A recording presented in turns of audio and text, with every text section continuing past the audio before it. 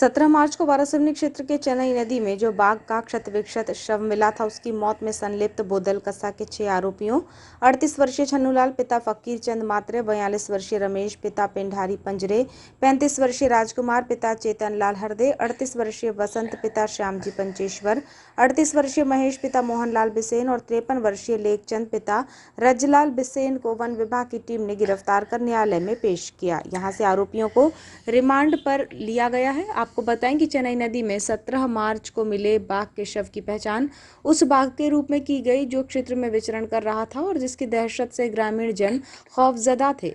अधिकारियों की माने तो 11 मार्च को आरोपियों ने खेत में जंगली सूअर का शिकार करने के लिए करंट बिछाया था, जिसकी चपेट में आने से बाघ की मौत हो गई, जिसे देखकर घबराए आरोपियों ने उसे पास ही नदी के एक खोह में उसके पैरों को बांधकर छिपा दिया था और 2 दिन बाद उसके दांत और नाखूनों को निकाला था, जहां से शव बहकर चेन्नई नदी तक पहुंचा था।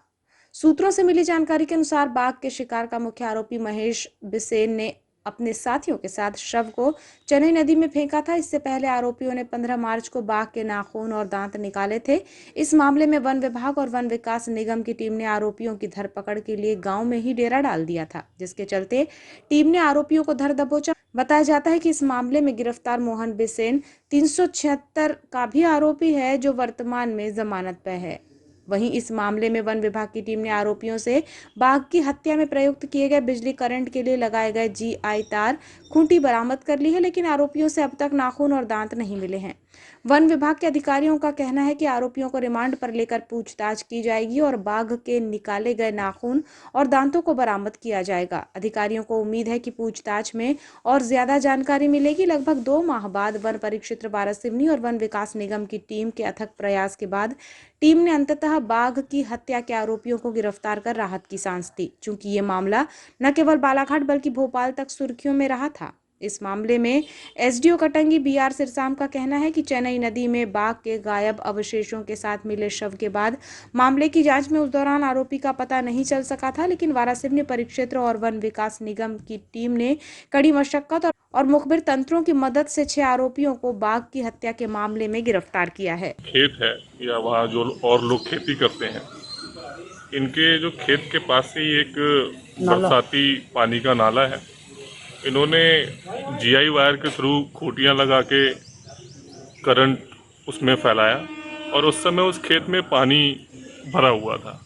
टाइगर का जब वहाँ से मूवमेंट हुआ होगा तो वो इलेक्ट्रोक्यूटेड हुआ, उसकी डेथ हुई। अच्छा, ठीक है। हाँ, उसके बाद इन्होंने ये जब मॉर्निंग में ये या इनके साथ जो लोग थे, जब ये मॉर्निंग में गए तो इन्होंने देखा कि टाइगर की डेथ हो गई है। तो चूंकि टाइगर जो इनके बताए अकॉर्डिंग मेड़ पे था, इन्होंने उसको पानी की तरफ ढकेल दिया, नाले की तरफ ढकेल दिया।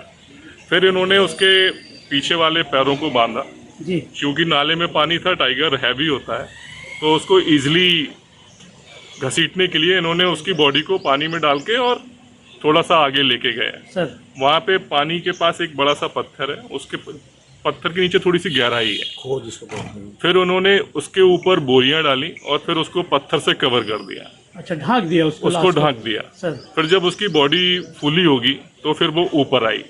हल्का सा मुझे लगता है कि 2-3 दिन का समय बीत गया था, तो बॉडी थोड़ी गल गई होगी। फिर ये 2 से 3 लोग फिर उस स्पॉट पे गए हैं और फिर उन्होंने उसके नेल्स वगैरह निकाले हैं। मतलब 3 दिन तक बॉडी सर पानी में रही? पानी के नीचे 2 से 3 दिन वो पानी के नीचे ही रही। सर, बाघ के कुछ अवशेष भी गायब है, बाघ के जो अवशेष गायब हैं उसके लिए अभी इनको रिमांड पे लेके पूछताछ की जाएगी। अब इन सभी के बयानों में जब क्रॉस क्वेश्चंस किए गए हैं तो मैटर्स निकल के बाहर आ रहे हैं, तो बहुत ही जल्दी इसके जो अवयव हैं इनके संबंध में भी इनके पास से एक रस्सी जब्त हुई है, जीआई वायर जब्त हुआ है, खेत से खूंटी जब्त हुई है। इन आरोपियों के अलावा और भी आरोपी इन आरोपियों के ही अब जो क्रॉस क्वेश्चंस होंगे रिमांड पे लेने के बाद होंगे, उससे जो जो तथ्य निकल के आएंगे फिर उन लोगों को भी पकड़ा जाके उनसे भी पूछताछ।